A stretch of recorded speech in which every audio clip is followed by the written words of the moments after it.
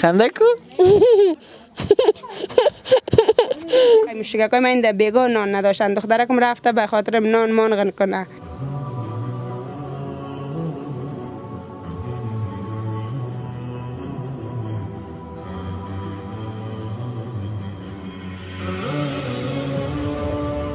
دوستان عزیز، بازم در کنار خواهر محترمی هستیم و تفلک‌هایشان است. شما می‌بینید وضعیت اقتصادی ناهنجار دارن، از وضعیت خانه درون خانه‌شان معلوم میشه. خوب هستین؟ سلام خوب.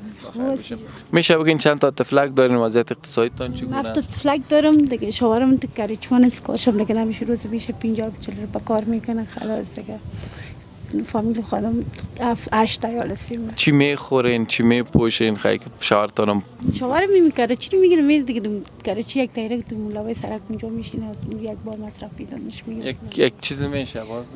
واسه دیگه میشه. خیر باشه، الله متعال مشکلات شما را حل کنه.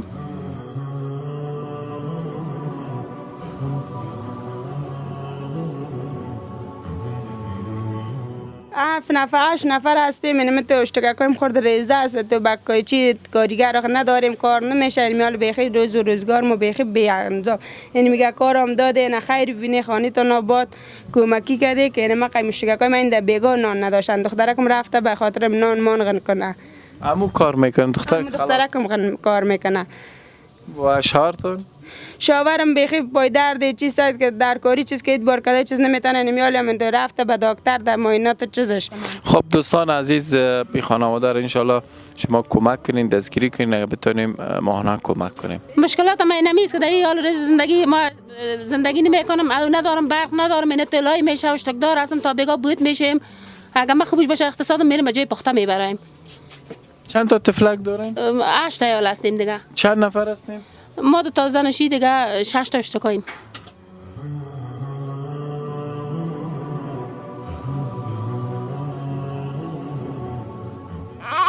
نه سبه وزو ما خام راځي که چای راوړي په خونه که چای نه پخوي.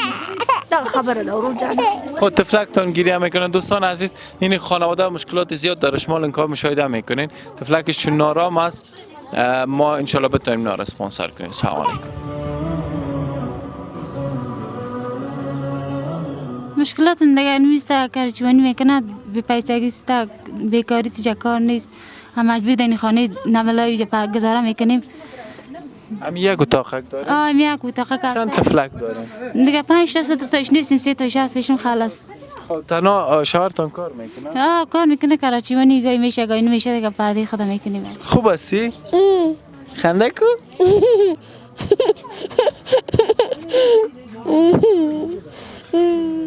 دوستان عزیزی، خانواده را کمک کنین، لینک ها رو مشاهده میکنین.